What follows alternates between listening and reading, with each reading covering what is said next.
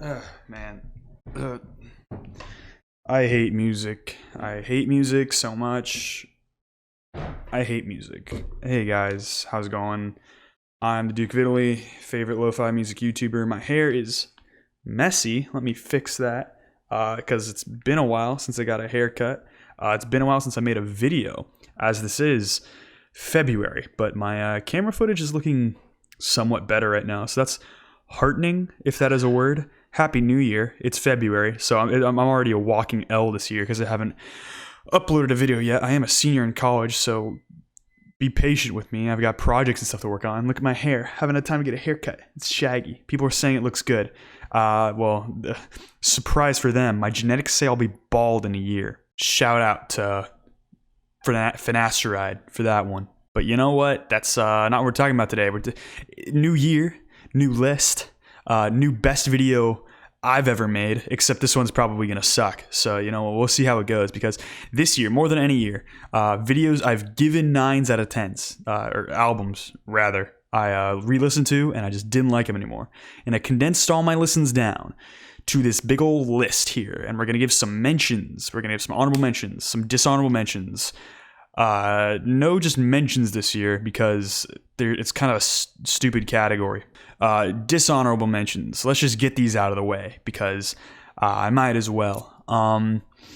Machine Gun Kelly, his album, I didn't want to listen to it, as you guys probably know.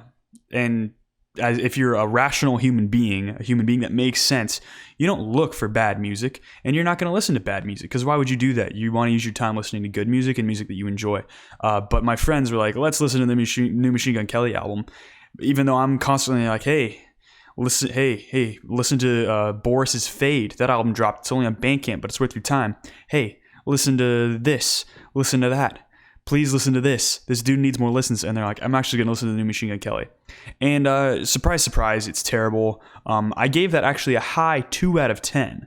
As you see, that's the lowest rating I've ever given on one of my little chart daily review Johns. I put it on my Discord. But the reason for that was because the last song had like a post-rock tremolo guitar solo. And that sounds like absurd, because Machine Gun Kelly does not have the capacity for such a thing. But I mean, it was kind of fun. And the album that was only better by a bit, in my opinion, was Impera by Ghost. I'm a big Ghost fan. I've always been a Ghost fan.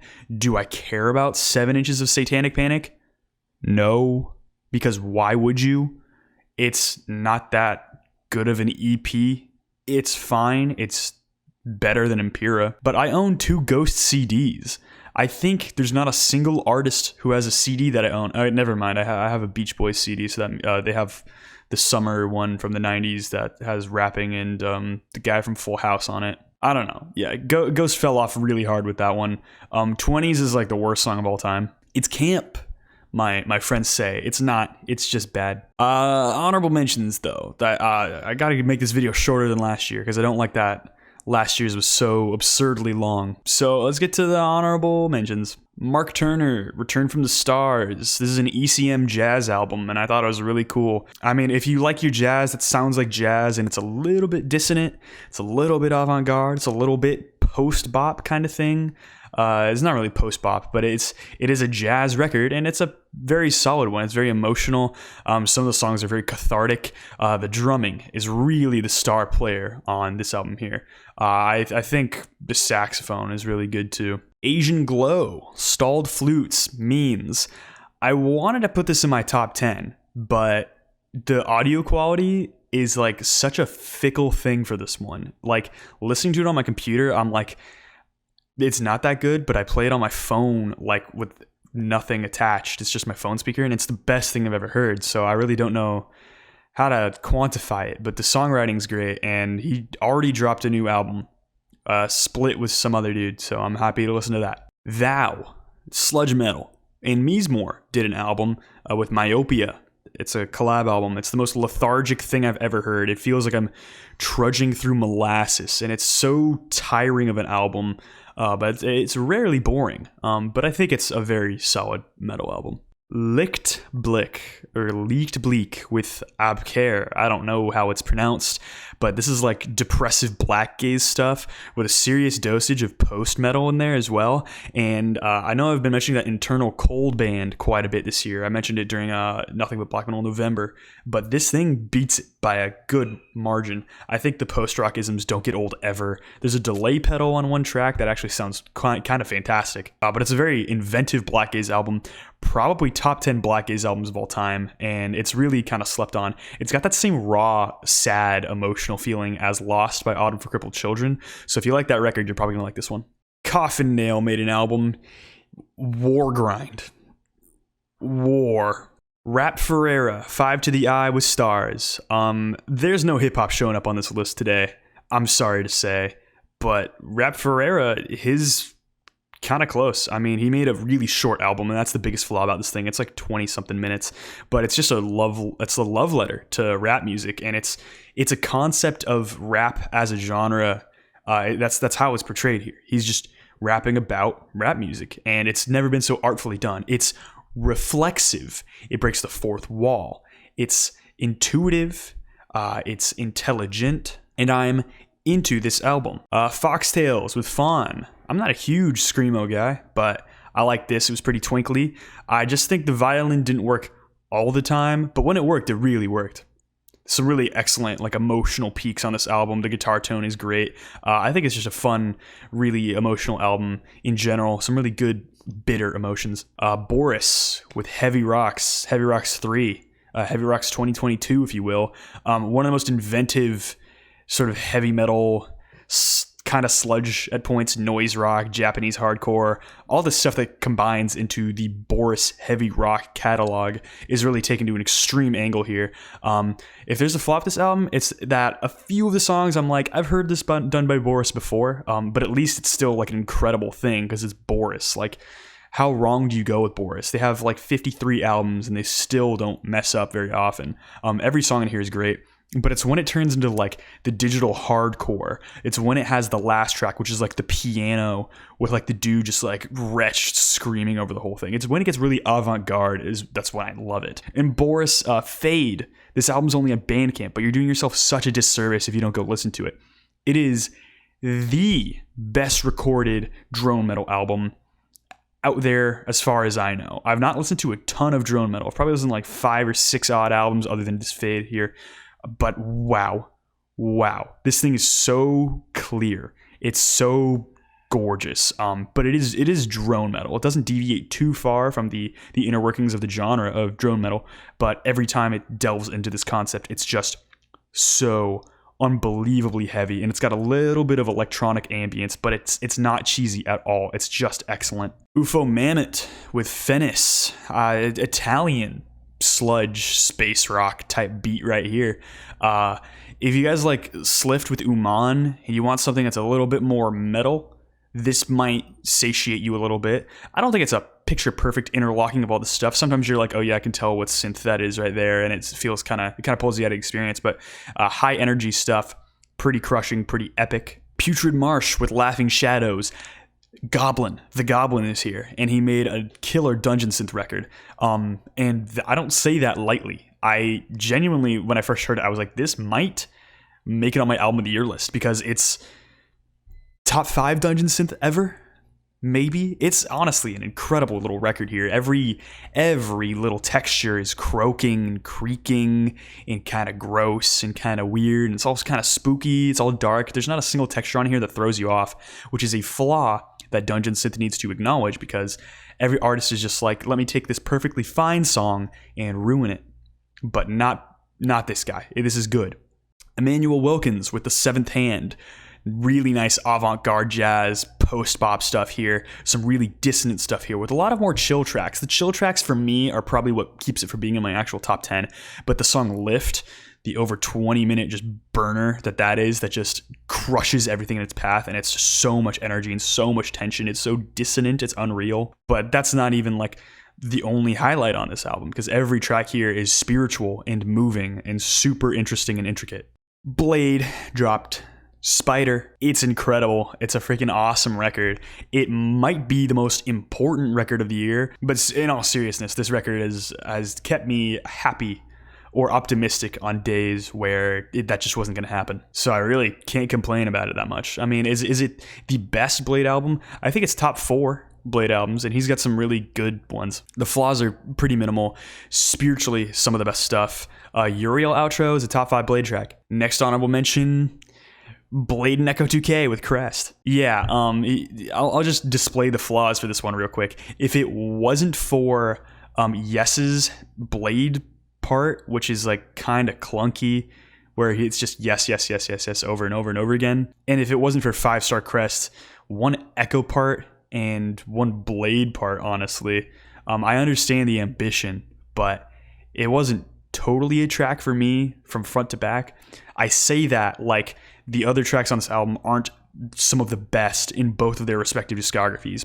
Chaos Follows has gotten me through many things. The track Faust is amazing. But yeah, check out Crest. It's great. I forgot to mention this earlier, but this is the year of me getting drained. I got immensely drained this year. Blade was my number 1 artist, and I'm in the top 1% of Blade listeners, and I love him to death. I find a new favorite Blade song like every day. But embarrassing facts about myself aside, got a few more honorable mentions because I just want you guys to listen to stuff that you enjoy, and I want you guys to have stuff to enjoy. The next honorable mention is the most slept on band of all time, 30,000 Monkeys. Yeah, that's a real band. With honesty, integrity, friendship, passion. Pick your favorite genres of all time. You like noise rock, you like sludge metal. If you like Chat Pile this year, listen to 30,000 Monkeys for a better album, and I'm not even joking with you. The only thing that kept this from being on this list, and seriously, the only time I've ever found this flaw within an album, and you can go check my lists, I have uploaded them on my Discord where I've reviewed 200 plus albums, and plenty of them just drag. This thing right here is the only thing I've ever found to be too short, and it actually is a flaw in only that way. It's where I want another track. I want to see what else they can do. This thing is, in terms of, if you're looking for a 30-minute album, it's probably like a 10 out of 10. But if you're looking for like a full album experience, you're not really going to get it here. But every song on this thing is amazing. Also, look at that dog on the album cover right there. Ain't he cute? Primitive Man, Insurmountable. This would have been number 1 of the year if it wasn't an EP. But apparently it's not an EP. But apparently it is an EP. And if Primitive Man just made up their mind, if they just went on Rate Your Music, or if they just went anywhere and they're like, yeah, that's an album, or yeah, it's an EP, I would finally stop bickering about this to myself, because I listened to it and it was amazing. I did a quickie for it and I meant everything I said about it. That thing is crushing to no end, and it makes me feel so sad in the best way possible. But those are the honorable mentions at 16 minutes of recording. So, let's get into it. It's a 10 all the way. And, you got the Monkey Cup right here. This came with some pre-workout. If I mentioned that earlier, I'm sorry. But what could number 10 be? You all probably saw this coming at some point in someone's list, but this is the Jockstrap record, I Love You, Jennifer B. For those of you that don't know, Jockstrap is made up of one half of Jockstrap came from Black Country New Road, which will not be appearing on this list, I'm sorry to say. Not that it was a bad record, it was actually quite a good record, but it just didn't make the cut. But this did, because this thing is a gorgeous little, beautiful little avant pop record. And it combines so many things that I really couldn't even tell you what it means.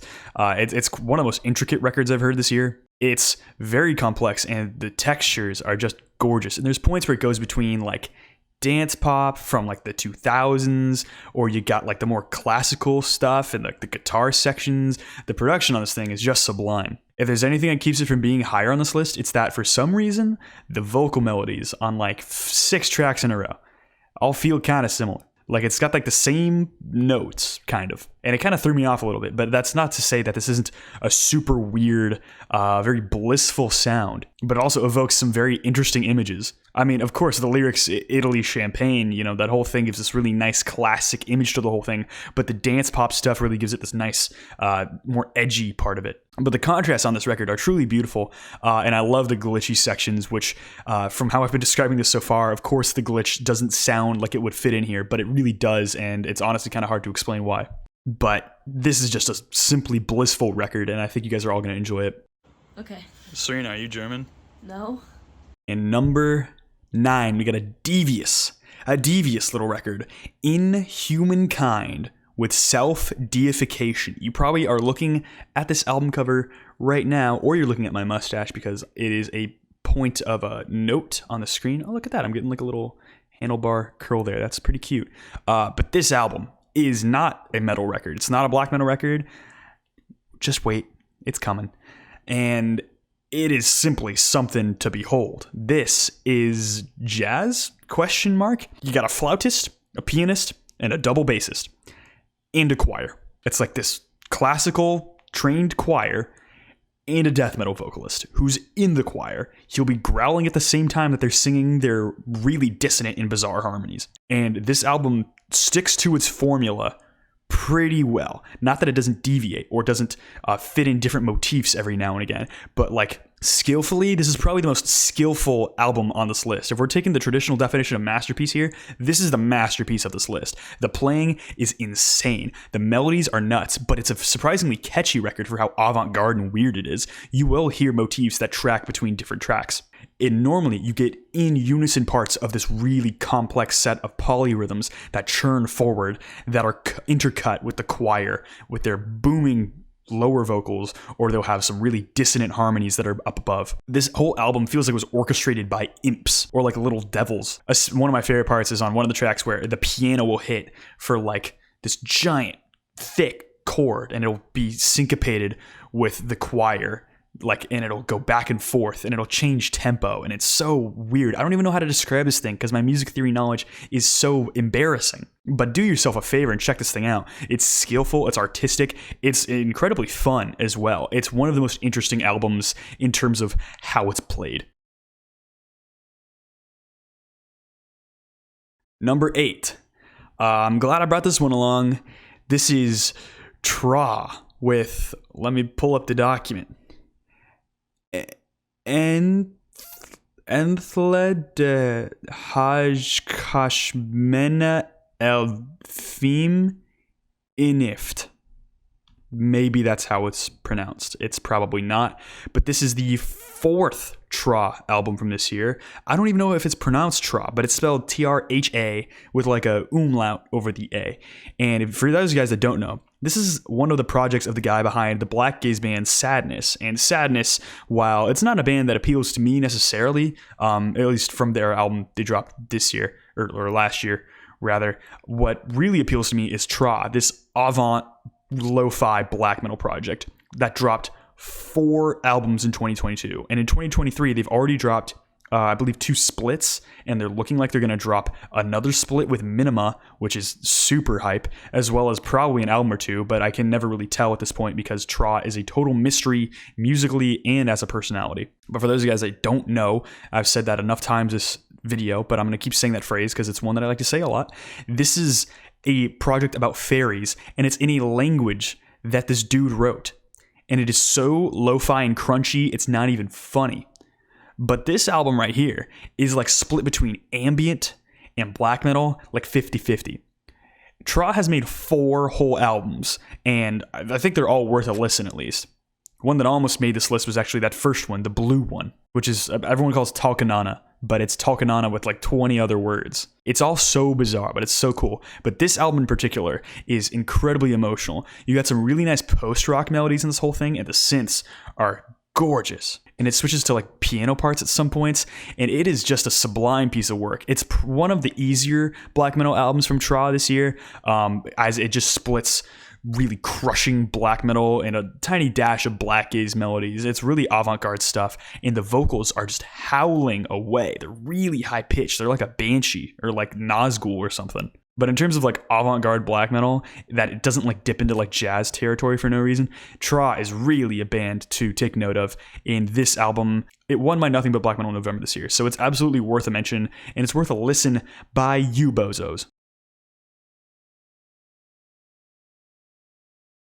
Number 7, Fax Gang with Data Prism. I've been so happy with this album all year, and no one's talking about it like they should be, because Hex D is not a respected genre, because it's kind of cringe, it's kind of silly, it's just a meme, except for Fax Gang, because this Fax Gang has proven that Hex D is not a genre to be trifled around with. It is seriously a genre to actually match current genres of today. It shows that it's not a one-trick pony, because this album covers so many different territories. The first track is ambient for half of it until the beat comes in. You hear you got this glowing computer glow, like the first time you ever opened Club Penguin, but it's really crispy sound because it's low fidelity, because it's Hex D, and it's all just rushing in, and it's all ambient for several minutes, and then you hear Glacier Baby, the producer tag, and then PK Showboy starts spitting, and it's freaking awesome.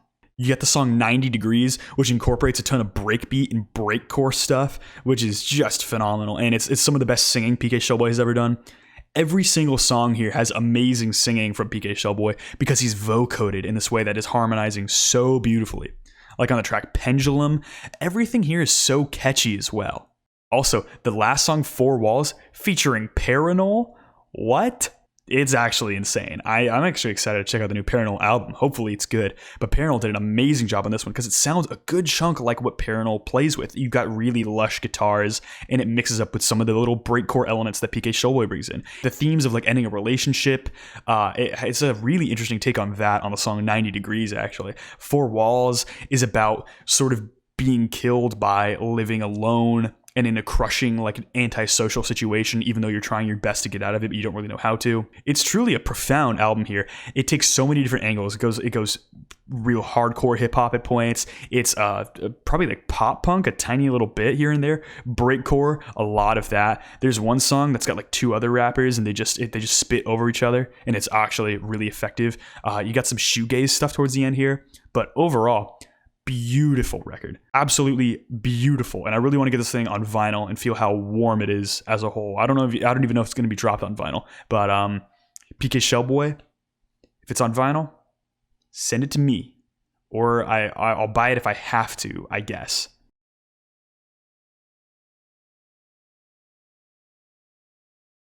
Number 6, some more black metal for you. This is Festung with Der Term. This album's based.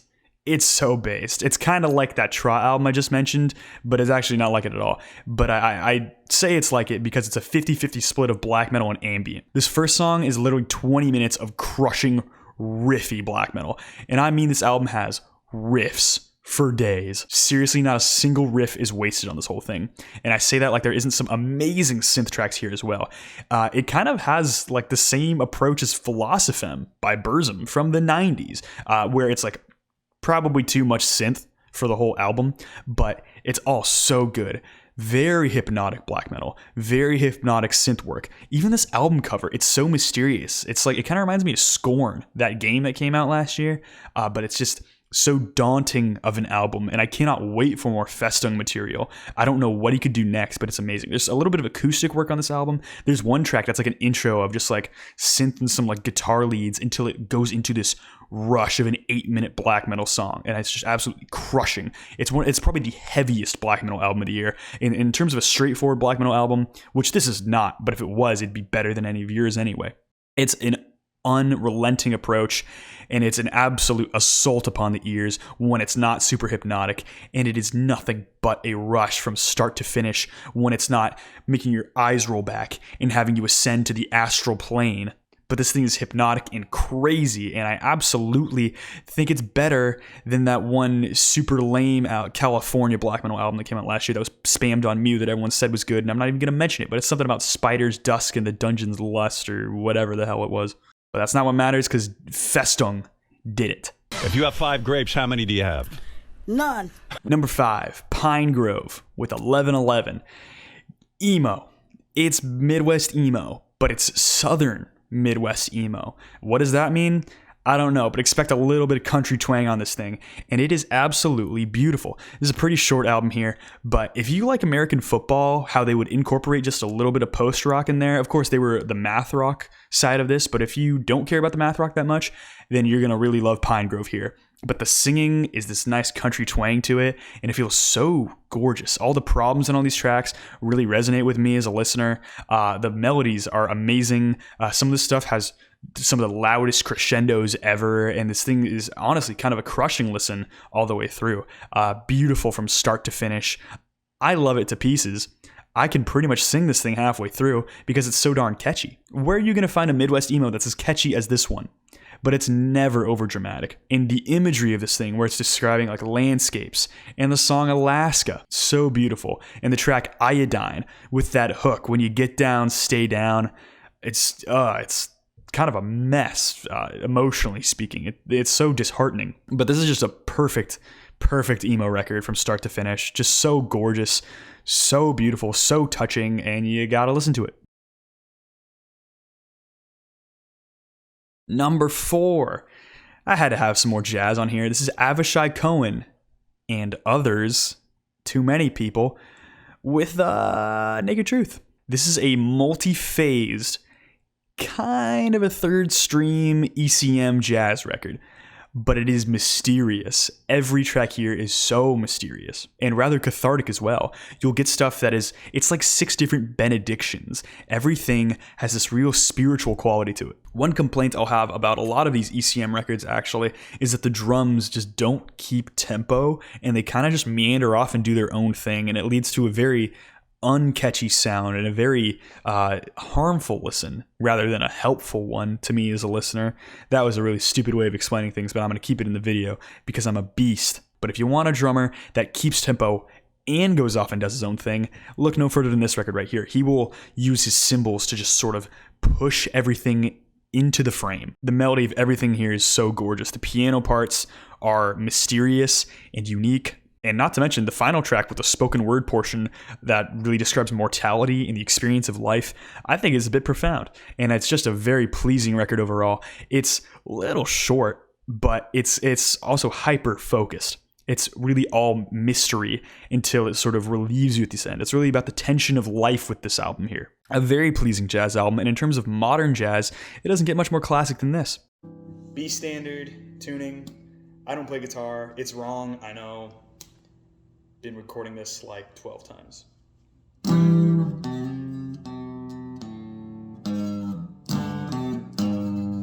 That's good enough. Number 3.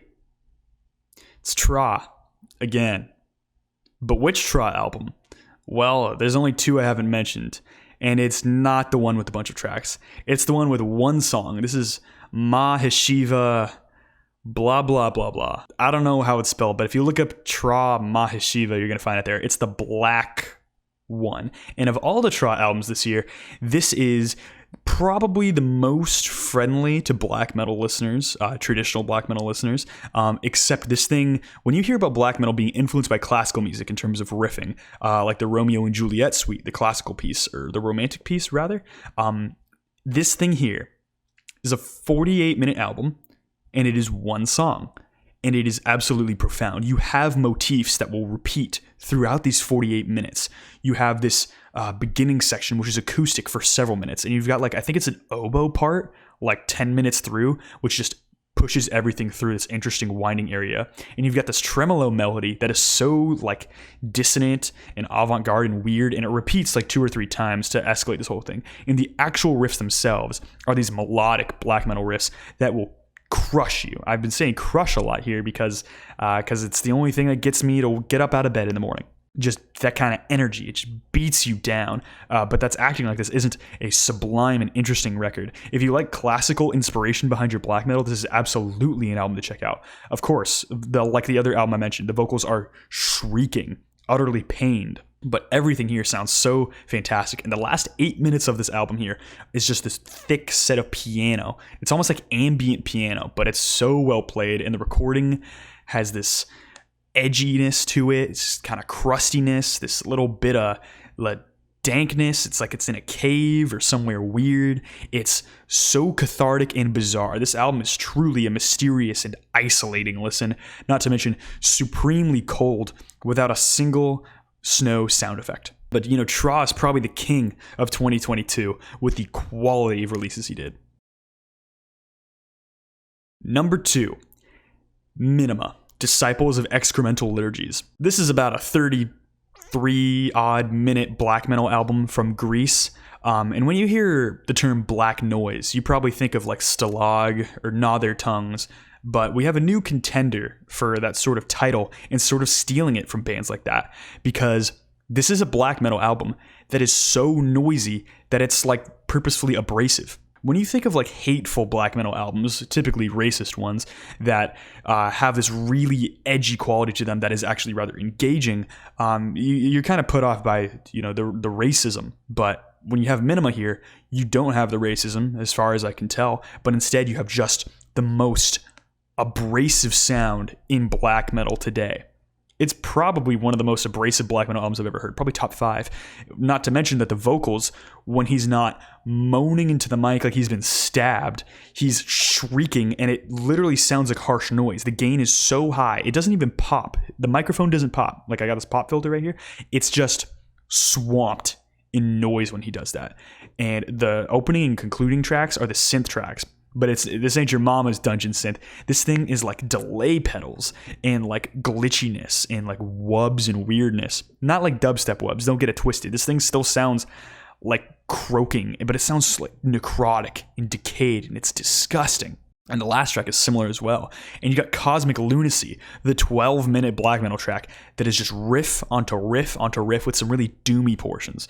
Not to mention every other track past this is just riff city. If you're looking for the black metal riffs this year, I mean, I would probably put Minima as number 1, but absolutely an abrasive listen. Just look at this logo and tell me that it's not going to be a band that's trying to hurt you. My only real flaw about this thing is that I think the album cover is like, it's kind of like cropped weird. Nothing about the music though. The music is based. Speaking of based, or lack thereof, it has come to the number 1 album of the year, finally, after a not very long recording session done by yours truly. But, you know, I feel bad for doing this, except not really, because if there's ever been an album that'll just keep you going, or an album truly deserving of all the praise it's been getting this year, and, you know, I hate shilling an album that's so big already, it's Big Thief with Dragon, New Warm Mountain, I Believe in You. Americana, country, some Appalachian folk, bluegrass, you know, it's all the westernisms, and none of them are cringe, and it's all deeply emotional. Don't think it's like alt folk like Neutral Milk Hotel, because those textures are bizarre, but this album here is so unique that there are points where you could think that the arrangements were made by Neutral Milk Hotel. And if you like the existentialism of Neutral Milk Hotel, you get that here in spades. Of course, this isn't as isolating and sad a listen as like you're in the airplane over the sea, and I hesitate to call it as good because it's not as focused, because this thing is long. It's like hour 20 minutes, but there has not been a single time I've listened to it in that length where I've been like, this has got to get moving at some point. Every track is so different. A lot of times you'll get the 2-part vocal melody that is like pretty common for bluegrass stuff that I think is just beautiful. You have different instrumental arrangements that are so pretty. Songs like Sparrow's like the most beautiful song ever, and it's like a retelling of Eve biting the apple, and it's this lethargic, like it's almost like a gospel track. The last track on this whole album is gonna make you want to get married. The first song, Changes, is so bold, talking about death, and it talks about the choice to like, would you settle down in this one mode forever? If it meant you couldn't see what the other one is like. And it's like, would you smile forever to never know sadness? Or would you stay alive forever to never know what's beyond the veil? Like, dude, in a country album, you're out of your mind. I mean, I hate to sound so crude when describing this thing, but it's simply so smart.